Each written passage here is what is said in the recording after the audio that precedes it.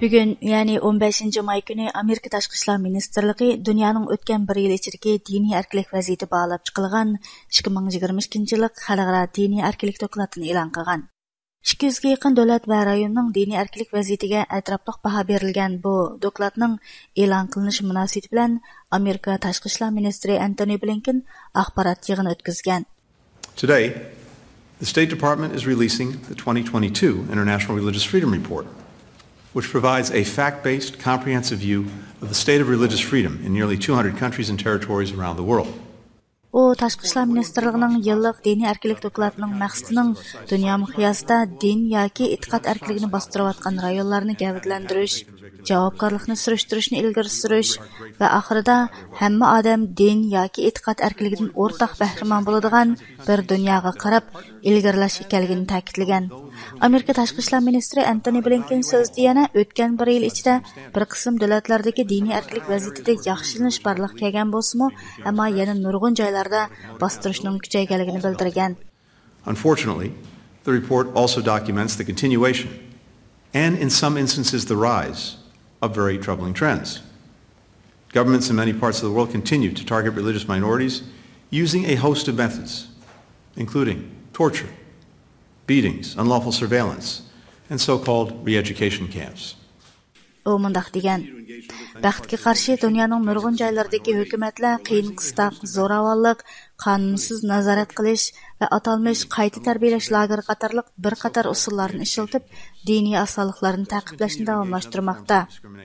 Amerika Tashqi ishlar ministrligi bu yil dunyoning har qaysi joylaridagi zulmni fosh qilishda muhim rol o'ynayotgan shaxslar va mustaqil kishilik huquq organlarining tirishchiligiga alohida o'rin bergan bo'lib, Tashqi ishlar ministri Antony Blinken nutqida bu nuqtani alohida ta'kidlab o'tgan. U buningda Uyg'urlar uchrayotgan irqiy qirg'inchilikni hamda bu qirg'inchilikni hujjatlashtirib, dunyoga oshkorlashda rol o'ynayotgan Uyg'ur harakat tashkiloti va Uyg'ur kishilik huquq qurilishini tilga olgan.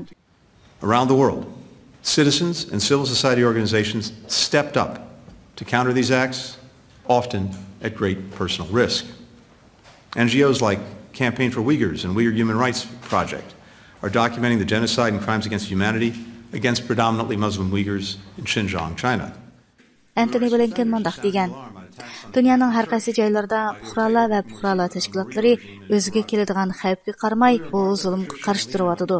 Masalan, Uyg'ur harakat tashkiloti va Uyg'ur kishilik huquq qurilishiga o'xshash ommaviy tashkilotlar Xitoyning Xinjiangdagi Uyg'ur musulmonlarga qaratgan irqiy qirg'inchiligi va insoniyatga qarshi jinoyatlarni hujjatlashtirmoqda.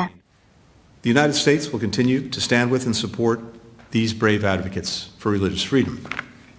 We'll keep advocating for religious freedom in countries where the rights are under attack, both publicly and directly in our engagement with government officials. We'll keep working to defend... Antony Blinken so'zdan askartib, Amerika diniy erkinlikni tashabbus qiladigan bu botir faoliyatchilarni qo'llashni davomlashtirdi. Biz hukumatlar amaldorlari bilan bo'lgan aloqamizda cho'qim oshkora va bevosita holda diniy erkinlikni tashabbus qilamiz. Diniy erkinlikni qo'g'dash va ilgari surish uchun davomli tirishimiz degan. Amerika Tashqi ishlar ministrligi bugun doklad munosabati bilan tarqatgan rasmiy ma'lumotnomasida Amerika Tashqi ishlar ministrligi Xitoyning Uyg'urlarga qarshi qilayotgan zulmini irqiy qirg'inchilik va insoniyatga qarshi jinoyat deb bekitgan.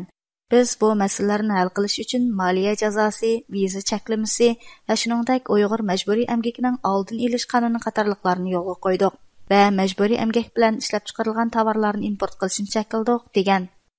Ma'lumotnomada yana Amerikaning bundan keyin BDT bilan bu masalada yaqindan hamkorlashib, Uyg'urlarga oid dokladlarning davomli chiqishiga turtki bo'ladiganligi, hamda yana Amerikaning sherik davlatlari va hatto Islom hamkorlik tashkilotiga a'zo davlatlar bilan aloqani kuchaytirib, ularning Xitoyga qarata tadbir elishini qo'lga keltirishga tirishadiganligi, Amerikaning cho'qim bu zulmni to'xtatish uchun qo'lidan kelishicha tirishchanlik ko'rsatadiganligi bayon qilingan.